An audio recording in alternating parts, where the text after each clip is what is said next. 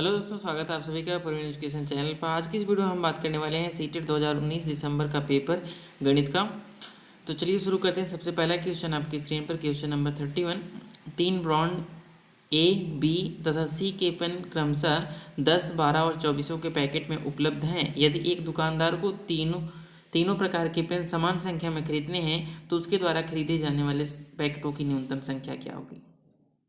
आपको बताना है तीन ब्रांड हैं, तीनों ब्रांड में 10, 12 और 24 के पैकेटों में उपलब्ध है। तीनों ब्रांड के जो पेन हैं, एक में 10 है, दूसरे में 12 है बी वाले पैकेट में, और सी वाले ब्रांड के पैकेट में 24 पेन हैं।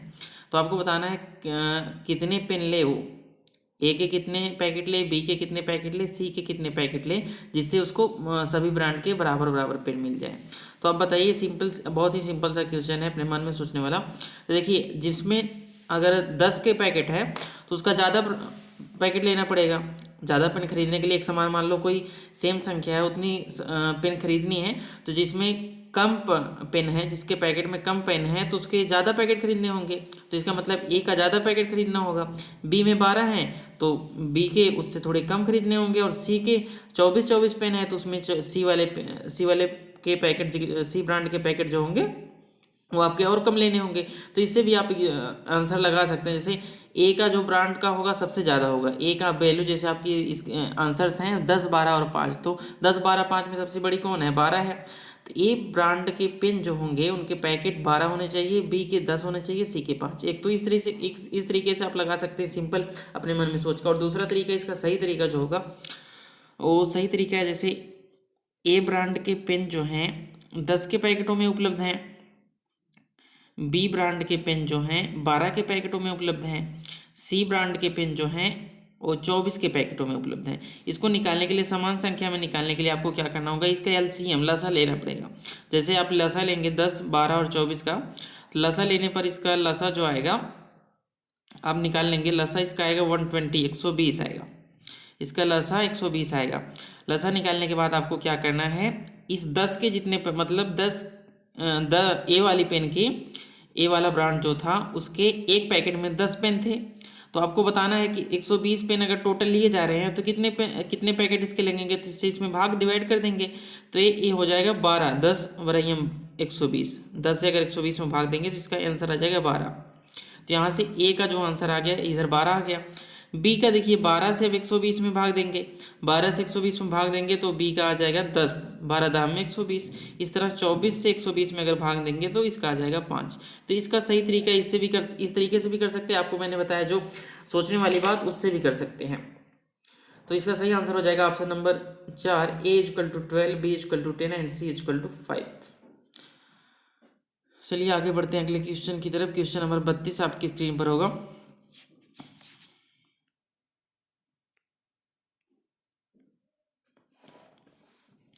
क्वेश्चन नंबर 32 क्या कहता है, एक वर्ग की भुजा 4 सेंटीमीटर, इसे काटकर 4 बराबर भागों में विभाजित किया जाता है, प्रत्येक छोटे वर्ग का क्षेत्रफल क्या होगा। देखिए, आपका एक वर्ग है, वर्ग क्या होता है, जिसकी चारों भुजाएं बराबर हो, ए भुजा चारों भुजाएं जो है इसकी बराबर होनी चाहिए। आपसे कहा है कि एक वर्ग की भुजा 4 सेंटीमीटर, ये 4 सेंटीमीटर की है भुजाएं, सभी भुजाएं जो हैं 4 सेंटीमीटर की हैं। इसे काटकर 4 बराबर वर्गों में विभाजित किया जाता है। इसको आप कैसे काटेंगे कि 4 बराबर विभाजित हो जाए, इसको यहाँ से आधे से काट दीजिए, इसको यहाँ आधे से काट दीजिए, तो 4 बराबर वर्गों में बट गया ना, सभी 4 बराबर वर्गों में बट गए। तो इनका क्षेत्रफल आपको बताना है। क्षेत्रफल का फार्मूला क्या होता है, लंबाई गुणे चौड़ाई, चाहे आयत का हो चाहे वर्ग का हो। देखिए, इसकी लंबाई पहले 4 थी, इसको हमने आधा कर दिया, तो इसकी लंबाई इतनी की 2 हो गई, और ए पूरी लेंथ जो थी, ये पूरी लंबाई ए भी 4 थी, तो इसको अगर हमने आधा कर दिया तो ए भी 2 हो गया। तो इस आयत, जो छोटे से आयत है, आयत नहीं, जो वर्ग है छोटा सा, ये 2, इसकी लंबाई 2, चौड़ाई 2 है, तो इसका क्षेत्रफल क्या हो जाएगा, 2 गुणे 2 कर देंगे हम, 4 आ जाएगा इसका आंसर। तो इसका सही आंसर हो जाएगा option number A, 4 centimetre square. इसको क्या करना है, आपको एक वर्ग दिया है, 4 सेंटीमीटर उसकी भुजाएं हैं, उसको 4 बराबर भागों में बांटना है। आपने दोनों तरफ से आधा आधा कर दिया, अगर आधा कर दिया तो लंबाई भी आधी हो गई, चौड़ाई भी आधी हो गई। तो 4 सेंटीमीटर था लंबाई, उसकी आधी हो गई 2 सेंटीमीटर, चौड़ाई भी आधी हो गई 2 सेंटीमीटर, तो उसका क्षेत्रफल कितना हो जाएगा, 2 गुणे 2 करेंगे हम, 4 आ जाएगा। इसका क्षेत्रफल का फार्मूला होता है लंबाई गुणे चौड़ाई। क्वेश्चन नंबर 33 आपकी स्क्रीन पर होगा। क्वेश्चन नंबर 33 है, निम्नलिखित में से कौन सा कथन सही नहीं है। आपको बताना है निम्नलिखित में से कौन सा कथन सही नहीं है। सभी अभाज्य संख्याएं विषम संख्याएं होती हैं। दूसरा, अभाज्य संख्याएं अपरिमित रूप से अनेक हैं। तीसरा ऑप्शन है, अभाज्य संख्याओं के केवल दो गुणनखंड होते हैं। चौथा है, एक अंक वाली केवल 4 अभाज्य संख्याएं हैं। इसमें देखिए आपका पहला ही ऑप्शन गलत हो जाएगा। इसने कहा कौन सा कथन सही नहीं है, तो इसका सही आंसर हो जाएगा पहला ऑप्शन, सभी अभाज्य संख्याएं विषम संख्याएं होती हैं।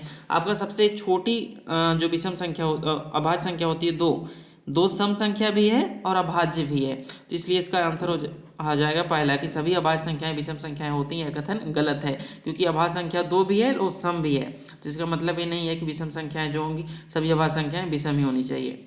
2 भी है अभाज्य संख्या। दूसरों को प्रूव कर देते हैं सही। अभाज्य संख्याएं अपरिमित रूप से अनेक हैं। अभाज्य संख्याएं अनेक हैं, आप गिन नहीं सकते, जैसे हम गिनने लगे तो बहुत है, अपरिमित रूप से अनेक ही हैं। अभाज्य संख्याओं के केवल 2 गुणनखंड होते हैं, सच में 2 गुणनखंड होते हैं। अभाज्य संख्याएं, कोई एग्जाम्पल ले लेते हैं 13 का गुणनखंड करेंगे तो 13 गुणे 1 कर देंगे, 1 गुणे 13 ये लिख सकते हैं ना। इसका गुणनखंड या 1 से कट सकता है या तो 13 से कट सकता है। अभाज्य संख्याएं इनकी डिफिनीशन यही होती है, तो स्वयं से कटें या तो सिर्फ 1 से, और किसी अन्य संख्या से विभाजित नहीं हो सकती हैं, तो इनका केवल 2 ही गुणनखंड होता है। एक अंक वाली केवल 4 अभाज्य संख्याएं। एक अंक वाली आप जोड़ सकते हैं कितनी अभाज्य संख्याएं। एक अंक वाली देखिए 2 अभाज्य संख्या है, फिर 3 है, 3 के बाद 5 है, 5 के बाद 7, यही 4 संख्याएं जो हैं एक अंक वाली अभाज्य संख्या है। तो ये भी ऑप्शन सही हो गया। इसका सही आंसर क्या हो जाएगा आपका, सभी अभाज्य संख्याएं विषम संख्याएं होती हैं। यह कथन गलत है। अगला क्वेश्चन आपकी स्क्रीन पर है, क्वेश्चन नंबर 34 है, वह संख्या जो 1 से 10 दोनों सम्मिलित तक सभी संख्याओं से विभाज्य होगी। आपको बताना है वह संख्या कौन सी है जो 1 से लेकर 10 तक की सभी संख्याओं से विभाज्य होगी। 1 से लेकर 10 तक की सभी संख्याओं से विभाज्य होनी चाहिए। आपकी वह कौन सी संख्या है। 1 से पहले देखिए 1 से विभाजित सभी होते हैं। 2 से क्या होना चाहिए, लास्ट में 0, 2, 4, 6, 8 होनी चाहिए, सभी के हैं। और 3 से देख लेते हैं, 3 से क्या होता है, अंकों का योगफल जो होता है, या तो आप भाग्य दे के भी चेक कर सकते हैं या तो अंकों का योगफल चेक कर लीजिए। 3 से विभाजित का रूल यही होता है कि अंकों का योगफल आप कर लीजिए। जैसे देखिए 10 तो 3 से विभाजित नहीं होगा, ये तो गलत है। दूसरा 100 जो है सभी से विभाजित का हम रूल चेक कर रहे हैं, 1 से 10 तक की सभी संख्याओं से विभाज्य होगी, ये पूछा आपसे ना, तो हम सभी से विभाजित का रूल चेक कर ले रहे हैं। तो देखिए 2 से तो सभी विभाजित हैं क्योंकि लास्ट में 0 है और 4 है।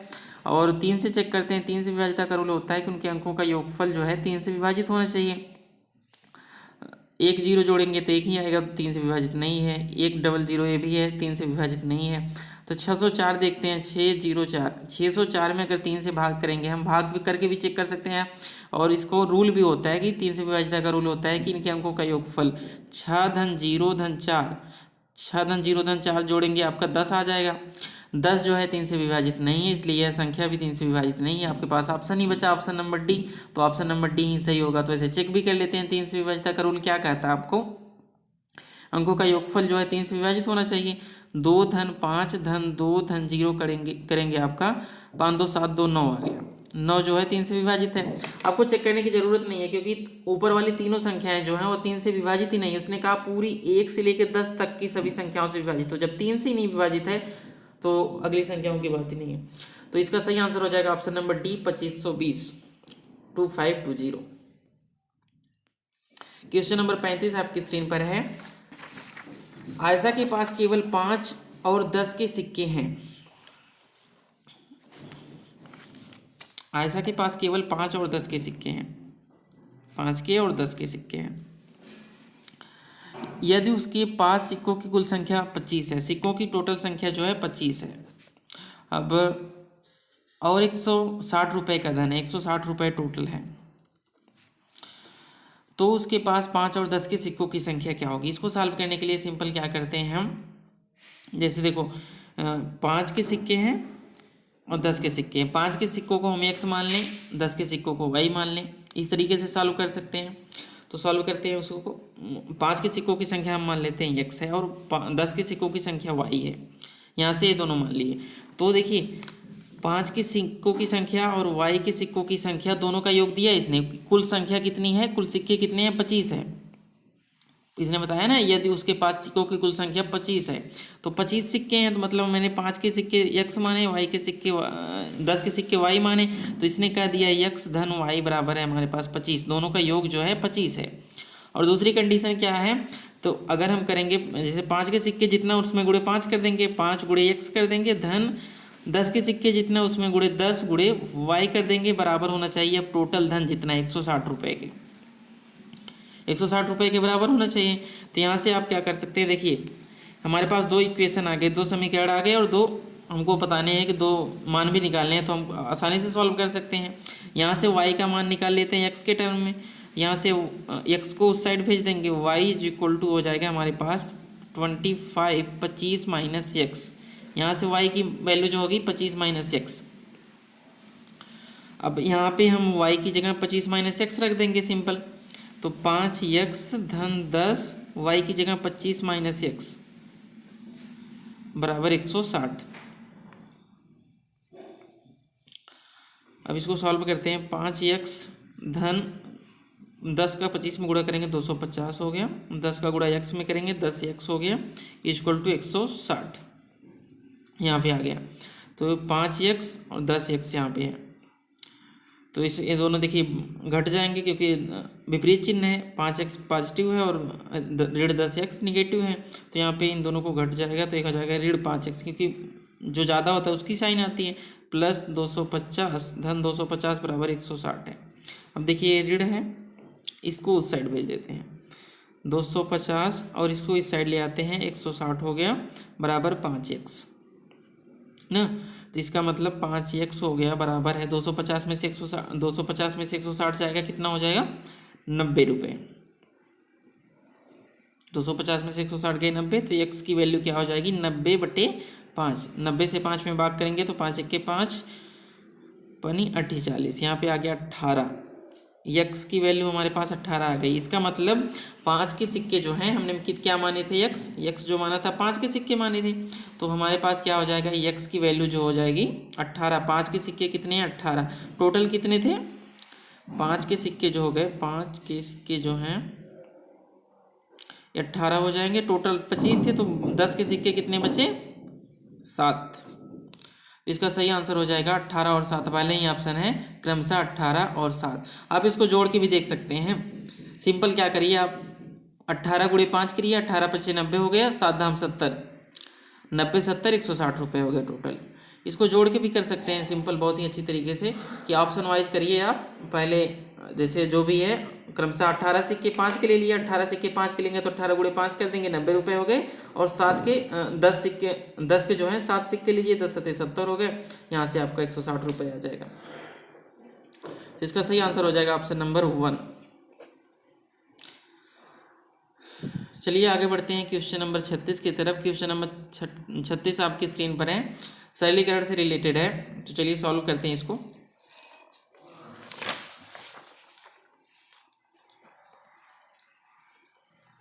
सत्रह 17.5 गुणे 3 ऋण 21 21 भागे 7 ऋण 3 गुणे 12.5। आपको क्या करना है, इसमें भागु जोग रोल यूज करना है। सरलीकरण में क्या करना होता है, सबसे पहले हमको क्या करना होता है, भाग करना होता है। सबसे पहले भाग करेंगे, भाग करने के बाद हम क्या करेंगे, गुणा करेंगे, गुणा करने के बाद जोड़, फिर घटा। तो यहाँ पे भाग कहाँ पर है, सिर्फ यहाँ पर है, तो इसको सॉल्व करते हैं। भाग करेंगे 7 3 21 हो गया, 17.5 गुणे 3, इसको ऐसे उतारते रहेंगे, ऋण इसको सॉल्व कर लिया हमने, 3 आ गया, 3 यहाँ पे ऋण 3 गुणे 12.5। अब आपको क्या करना है, गुणा करना है, गुणा ही बचा, तो इसको गुणा करते हैं हम, 3 5 15 हाथ लगे 1, 7 3 21 1 22 2 बचा, फिर 3 1 3 2 5, पीछे से 1 1 बाद 52.5 हो गया, ऋण 3 इसको उतार लेते हैं ऐसे, फिर ऋण इसको गुणा कर लेते हैं, 3 5 15, फिर 3 दूनी 6 1 7, इसके बाद 3 1 3 यहाँ पे हो गया, पीछे से 1 1 बाद दशमलव, ये चीज़ हो गया। अब आपको क्या करना है, इसको सॉल्व करना है, 52.5 ऋण 3। अब देखिए ऋणात्मक है, ये दोनों आपस में जुड़ जाएंगे, ये दोनों जो है आपस में ऋणात्मक जुड़ जाएंगे, 52.5 ऋण ये हो जाएगा, दोनों जुड़ के 40.5 हो जाएंगे। तो इसमें से घटा देंगे, आपका आंसर आ जाएगा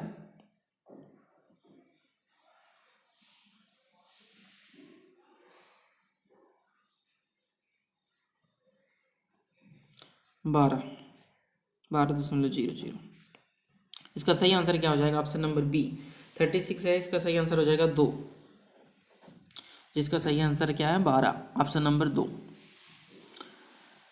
37 की तरफ बढ़ते हैं। क्वेश्चन नंबर 37 है। 37 क्या कहता है? एक बाग के वृक्षों में नीम के वृक्षों की संख्या 1/6। इसको ध्यान से ना, जितनी लाइन हो इसमें बोले, ऐसे क्वेश्चन में बागों की संख्या, पेड़ों की संख्या में जिसमें क्वेश्चन पूछता है तो उसको क्या करना है आपको, एक बाग के वृक्षों में नीम के वृक्षों की संख्या 1/6, तो नीम के लीजिए, नीम लिख लीजिए 1/6 भाग है। और आधे वृक्ष अशोक के हैं, आधे मतलब 1/2 वृक्ष जो हैं अशोक के हैं। इसके बाद शेष यूकेलिप्टस के हैं, मतलब जो पूरा टोटल जो हमारे पास, मान लीजिए टोटल यक्स था, यक्स के 1/6 भाग जो थे नीम थे, और यक्स का जो 1/2 भाग था वह अशोक था। इसके बाद इसने कह दिया फिर शेष जो बते, शेष मतलब यक्स में से हम घटा देंगे इन दोनों को, x/6 ऋण x/2, इन दोनों को घटा देंगे, जो बचेगा वो यूकेलिप्टस के हैं। आपको बताना क्या है? बताना ये है कि यदि नीम के वृक्षों की संख्या दे दी है, नीम के वृक्ष जो हैं, नीम के वृक्ष इनकी संख्या जो है 5 है, तो बाग में यूकेलिप्टस के कितने वृक्ष होंगे? आपको बताना है यूकेलिप्टस के कितने वृक्ष होंगे। सिंपल है, ये चीज़ बताना है। आप इससे भी सॉल्व करते हैं, पूरा हम सॉल्व कर लेते हैं। देखिए इसने कह दिया यक्स गुणे 1/6 हमने निकाला था, 1/6वां भाग था नीम, ये बराबर है 5 के, इसने दिया है 5 पेड़ हैं नीम के, तो इसको सॉल्व कर लेंगे। यक्स इक्वल टू यहाँ से 6 को इस साइड भेज देंगे, 5 × 6 हो गया, 6×5 30 आ गया हमारे पास। यक्स की वैल्यू 30 आ गई, मतलब सारे पेड़ जो थे पूरे 30 थे। नीम के तो पता ही है 5 नीम के हैं इसमें से, अब आधे अशोक के थे, मतलब 30 15 अशोक के हो गए, 15 5 20 टोटल हो गए, बचे कितने 10, यूकेलिप्टस के कितने हो जाएंगे 10 हो जाएंगे।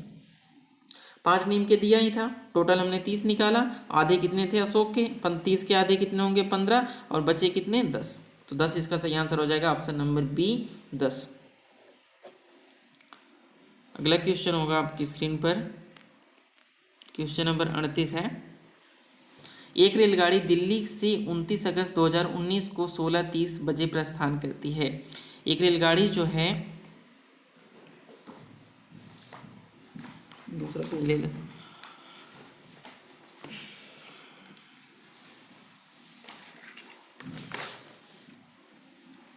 एक रेलगाड़ी 29 अगस्त को 29 अगस्त को वो है 16:30 बजे प्रस्थान करती है, 2019 को 16:30 से प्रस्थान करती है दिल्ली से। अपने गंतव्य पर 31 अगस्त को 29 अगस्त को चली, 31 अगस्त को पहुंची है 08:45 पर। तो यात्रा का कुल समय कितना होगा? आपको बताना है यात्रा का कुल समय कितना होगा। बहुत ही सिंपल है, 29 अगस्त से 30 अगस्त ले लीजिए आप, 30 अगस्त सेम टाइम 16:30 तक आप ले लेंगे, 24 घंटे यहाँ तक हो गए, 16:30 तक 24 घंटे हो गए ना। तो आगे बच्चे 8:45 तक, सुबह तक जाने हैं, 16:30 तक, 16:30 मतलब 4:30, शाम के 4:30, शाम के 4:30 से सुबह के 4:30, अगले 31 अगस्त के सुबह के 4:30 तक 12 घंटे और हो गए। 4:30 से आपको 8:45, 4:30 से 8:30 तक हो जाएंगे 4 घंटे और, 4:30 से 8:30 तक, 4:30 से 5:30, 6:30, 7:30, 8:30 तक 4 घंटे और हो गए। 45, 8:30 से 45 मतलब 15 मिनट और, 15 मिनट, इतने घंटे 15 मिनट, 24 12 36 4 40, 40 घंटे हो गए आपके और 15 मिनट। इसका सही आंसर क्या हो जाएगा? ऑप्शन नंबर 4, 40 घंटे 15 मिनट। बहुत ही सिंपल है। 29 अगस्त 16:30 पे चला था वो, 29 अगस्त 16:30 से 30 अगस्त 16:30 मतलब 30 अगस्त 16:30 तक 24 घंटे हो गए। 16:30 शाम के 4:30 बजे होते हैं, तो शाम के 4:30 बजे से सुबह के 4:30 बजे तक 12 घंटे और तो सुबह के 4:30 बजे से हम जोड़ लेते हैं 8:45 तक। सुबह के 4:30 से 8:30 तक हमने 4 घंटे जोड़ लिए, 4 घंटे में फिर 15 जोड़ दिए, हमारे पास कितने आ गए 15 मिनट और। तो 40 घंटे 15 मिनट इसका आंसर हो जाएगा। क्वेश्चन नंबर 38 आपकी स्क्रीन पर है। अगला क्वेश्चन आपकी स्क्रीन पर होगा क्वेश्चन नंबर 39। निम्नलिखित में से किसमें लंबाइयों को घटते क्रम में व्यवस्थित किया गया है? आपको बताना है निम्नलिखित में से किसमें लंबाइयों को घटते क्रम में व्यवस्थित होके उनको घटते क्रम में लिखना है। तो पहला क्या है, सभी को हम क्या करेंगे एक सेम इकाई में कन्वर्ट कर लेते हैं। जैसे इसमें मिलीमीटर दिया है, सेंटीमीटर, डेसीमीटर और मीटर दिया है, तो सभी को हम कन्वर्ट करते हैं। सबसे छोटी इकाई जो है मिलीमीटर, उसमें कन्वर्ट करते हैं, आसान रहेगा। तो 8500 मिलीमीटर है, इसको 8500 मिलीमीटर ही रहने देते हैं, 8500 मिलीमीटर। और आगे है 800 सेंटीमीटर। 1 सेंटीमीटर में मिलीमीटर जो होता है 10 होता है, तो ये हो जाएगा 800 सेंटीमीटर का हो जाएगा 8000 सेंटीमीटर। इसके बाद 8 mm हो जाएगा। फिर जो 8 mm था ये भी 8 mm, इसको लिख देते हैं। इसके बाद 80 DM, 1 DM में 100 mm होता है, 1 डेसीमीटर में 100 मिलीमीटर होता है। तो 80 DM का जो हो जाएगा 100 और ऐड हो जाएगा 2 0, तो ये हो जाएगा इतना मिलीमीटर। 80 DM का है। ये 885 ये तो था ही। इसके बाद ये 800 सेंटीमीटर और ये 8 mm था ही। अगला है 80 DM के बाद है 8 सेंटीमीटर। 8 सेंटीमीटर को हम मिलीमीटर में कन्वर्ट करेंगे। 8 सेंटीमीटर मिलीमीटर में कन्वर्ट होकर हो जाएगा 80 मिलीमीटर। ये 8 सेंटीमीटर कन्वर्ट हुआ 80 मिलीमीटर में। और इसके बाद 8 मीटर है, 8 मीटर ये कन्वर्ट हो जाएगा 1000 मिलीमीटर होता है, तो 8000 हो जाएगा ये 8000 मिलीमीटर। 8000 मिलीमीटर हो गया। तो इसको देखिए घटते क्रम में व्यवस्थित करेंगे। सबसे पहले देखिए इसमें सबसे बड़ा क्या है, सबसे बड़ा 8500 है, इसके बाद 8003 है। ए तो कोई भी आ सकता है इसमें से। आ गया 8500 सबसे पहले किस ऑप्शन में है, ऑप्शन नंबर ए है, ऑप्शन नंबर डी है। इसके बाद दूसरा आना चाहिए आपका 800 सेंटीमीटर या इन तीनों में से कोई भी। 800 सेंटीमीटर इसमें है, 80 DM इसमें है, तो ऑप्शन नंबर डी और ए अभी तक सही है। फिर इसके बाद आना चाहिए इन्हीं तीनों में से कोई, अगर एक ले लिया तो दूसरा होना चाहिए। तो 80 DM के बाद आ जाएगा 8 सेंटीमीटर। तो यहाँ से ऑप्शन नंबर 1 कट गया, बचा ऑप्शन नंबर डी, चौथा ऑप्शन है। पहले देखिए 8500 के ले लिया, ए फर्स्ट दे दिया। इसके बाद 80 DM जो है सेकेंड इसको पोजीशन। इसके बाद 8 सेंटीमीटर थर्ड। इसके बाद है 8 सेंटीमीटर के बाद 800 सेंटीमीटर इसने लिखा है। क्वेश्चन 39 है 800 के बाद ये वाला 80 DM इसने पहले ख़त्म कर दिया। फिर 8 मीटर होना चाहिए, यहाँ पे ये गलती है इसमें, ऑप्शन में 8 मीटर होना चाहिए। ये वाला जो इसके बाद है 8 मीटर ये आएगा चौथा स्थान पे। फिर पाँचवें पे आएगा 800 सेंटीमीटर। फिर छठे पे आएगा इसके बाद 8 mm, फिर 8 mm, ये 8 मीटर जो आगे आएगा। ऑप्शन नंबर 4 ही सही होगा। ऑप्शन नंबर 4 है, कुछ मिस्टेक है उसमें। क्वेश्चन नंबर 40 आपकी स्क्रीन पर है। 180 सेंटीमीटर लंबी तार को एक आयत के रूप में दिया गया है। यदि आयत की चौड़ाई 30 सेंटीमीटर है तो लंबाई क्या होगी? बहुत ही सिंपल सा क्वेश्चन है। एक 180 सेंटीमीटर की लंबी तार है। देखिए किसी तार से आयत हम बना रहे हैं, तो तार की जो ये देखिए पूरी इसी तार की लेंथ जो है इस पूरे इसके जो लंबाई चौड़ाई ये सभी का योग के बराबर होगी। ये क्या होता है, परिमाप होता है इसका। तो तार की लंबाई जो है इसके परिमाप के बराबर होती है। परिमाप क्या होता है, 2 लंबाई धन 2 चौड़ाई बराबर परिमाप होता है। तो परिमाप इसने 180 दे दिया है। 2 लंबाई हम एल ले लेते हैं, लंबाई दिया है इसने, नहीं चौड़ाई दिया है, एल ले लेते हैं, चौड़ाई 30 दिया है इसने। तो 2 गुणे एल धन 30 गुणे 2 बराबर हमारे पास 180 आना चाहिए। मतलब 2 लंबाई ए वाली, ए लंबाई 2 लंबाई और 2 चौड़ाई 30 ए बराबर होना चाहिए 180 की। तो 2 L धन 30 दूनी 60 हो गया बराबर 180 के होना चाहिए। तो यहाँ से 2l बराबर हो जाएगा 60 को उधर भेज देंगे, 180 में से 60 चला जाएगा 120 आ जाएगा। 180 में से 60 चला गया 120 आ गया। यल की वैल्यू आ जाएगी 120/2 आ जाएगा, 2 से 120 कट जाएगा 60 आ जाएगा। क्वेश्चन नंबर 40 का ऑप्शन नंबर बी सही होगा 60। इसकी लंबाई जो हो जाएगी 60 हो जाएगी। चौड़ाई 30 थी, लंबाई 60 हो जाएगी। इसका परिमाप निकाल के चेक भी कर सकते हैं। 60 60 120 हो गया, 30 30 60 120 और 60 जोड़ लेंगे हमारे पास 180 आ जाएगा। तो उसी वही तार की लेंथ से बनाया गया है पूरा, तो उसका परिमाप उसके बराबर होगा। क्वेश्चन नंबर 41 है, कक्षा 2 के छात्रों को 44 लिखने के लिए कहा गया तो कुछ छात्रों ने 404 लिखा। अध्यापक के रूप में आप इसको कैसे संबोधित करेंगे? उनकी कापियों में सही उत्तर लिखेंगे। बी, उन्हें मूर्त पदार्थ से विनिमय नियम समझाएंगे। उनको उस समूह में रखेंगे जिसने सही लिखा है, उन्हें सही उत्तर प्राप्त करने के लिए कहेंगे। क्वेश्चन नंबर 41 41वां आपकी स्क्रीन पर है। इसका सही होगा आंसर, उन्हें मूर्त पदार्थ से विनिमय नियम समझाएंगे। क्वेश्चन नंबर 42 है, गणित के प्राथमिक पाठ्यक्रम में प्रतिचित्रण का परिचय देने का मुख्य प्रयोजन है। ए, त्रिविम विचार क्षमता को प्रोत्साहन देना। बी, अनुपातिक विवेचन को प्रोत्साहन देना। सी, विषय को सरल और रुचिकर बनाना। या डी, संख्याओं की नीरसता को समाप्त करना। क्वेश्चन नंबर 42 है। इसका सही आंसर होगा ऑप्शन नंबर 3, ए और बी, त्रिविम विचार क्षमता को प्रोत्साहन देना और अनुपातिक विवेचन को प्रोत्साहन देना। क्वेश्चन नंबर 43 आपकी स्क्रीन पर होगा 43।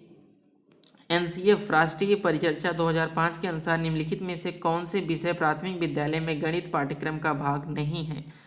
कौन से विषय जो हैं गणित पाठ्यक्रम का भाग नहीं है प्राथमिक विद्यालय में? टाइलिंग है पहला, चौपड़, सममिति, प्रतिरूप या अनुपात। क्वेश्चन नंबर 43 है। इसका सही आंसर होगा ऑप्शन नंबर डी, अनुपात। अनुपात जो है सेकेंडरी एजुकेशन में चला जाता है, 6 से 8 तक की कक्षाओं में, प्राथमिक से हटा दिया गया है एनसीएफ 2005 के बाद। क्वेश्चन नंबर 44 है। 44 क्वेश्चन क्या है?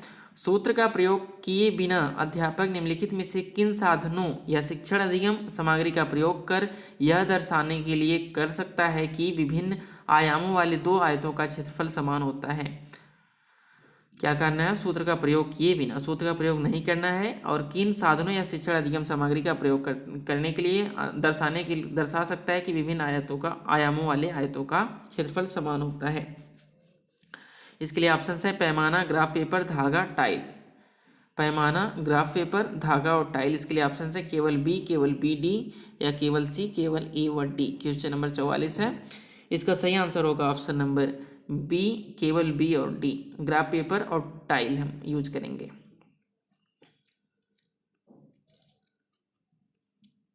क्वेश्चन नंबर 45 आपकी स्क्रीन पर है।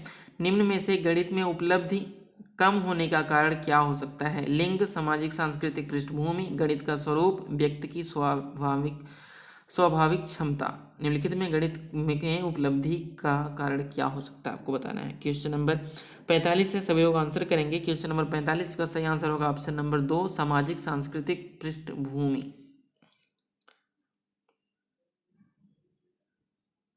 अगला क्वेश्चन है क्वेश्चन नंबर 46। यह समझाने के लिए 1/4 1/3 से छोटा है, निम्नलिखित में से कौन सी योजना सबसे अधिक उपयुक्त है? आपको बताना है, आपको यह समझाना है। यह समझाने के लिए कि 1/4 से 1/3 से छोटा है, तो निम्नलिखित में से कौन सी उपयुक्त योजना अधिक उपयुक्त होगी?